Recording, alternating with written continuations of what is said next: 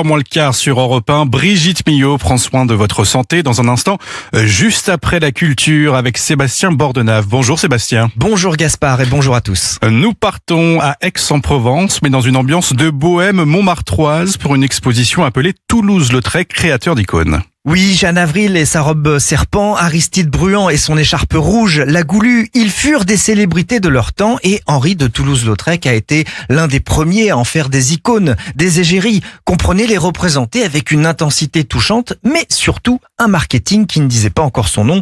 Toulouse-Lautrec réfléchit au code couleur, leur trouve des symboles, pour Bruant ça sera donc l'écharpe rouge, le peintre travaille l'efficacité de la composition de ses lithographies et ça tombe bien, ses œuvres servent la cause de café-concert, de cabaret, de théâtre en vue, citons le Divan japonais, le Moulin Rouge et autres mirlitons. Nous sommes fin 19e, c'est le Paris de la Belle Époque, l'âge d'or de l'affiche artistique. Et pourquoi cela?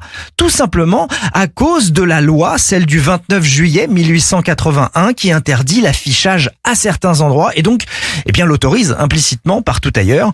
Les murs des villes deviennent le terrain de jeu des réclames publicitaires et celles de Toulouse-Lautrec font la différence par son talent et sa recherche de nouvelles technologies, notamment celle du Crashie, qui est une projection de nombreuses gouttelettes colorées donnant une énergie graphique toute particulière. Et si on met de côté cette réussite à révolutionner l'affiche, quel est le principal intérêt de cette exposition finalement ?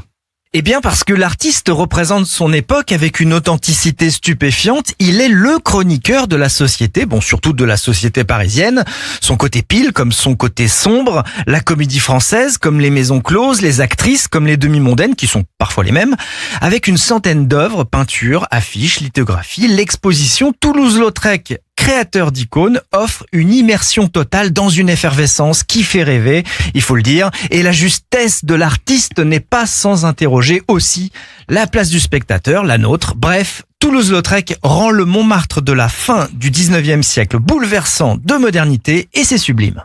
Toulouse-Lautrec, créateur d'icônes, c'est à voir jusqu'au 4 octobre au Gaumont Centre d'Art d'Aix-en-Provence. Merci Sébastien, vous pouvez retrouver cette chronique sur le site et l'application d'Europe 1. Europe 1 matin. 7h, 9h. Gaspard de Vaubicourt. Merci d'être à l'écoute d'Europe 1 matin. Aujourd'hui, Brigitte Millot va nous parler d'un traitement à l'essai pour traiter la dépression sans médicaments, Gaspard. Oui, le docteur Millot va tout nous expliquer. Bonjour Brigitte. Bonjour tout le monde.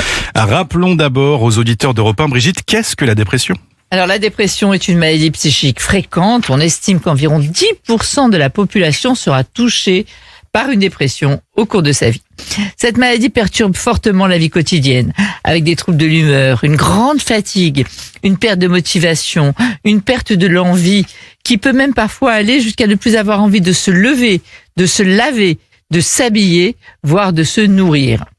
Bien sûr, il existe des traitements, mais un tiers des patients présente ce que l'on appelle une dépression résistante pour laquelle ni les antidépresseurs ni la psychothérapie ne sont efficaces.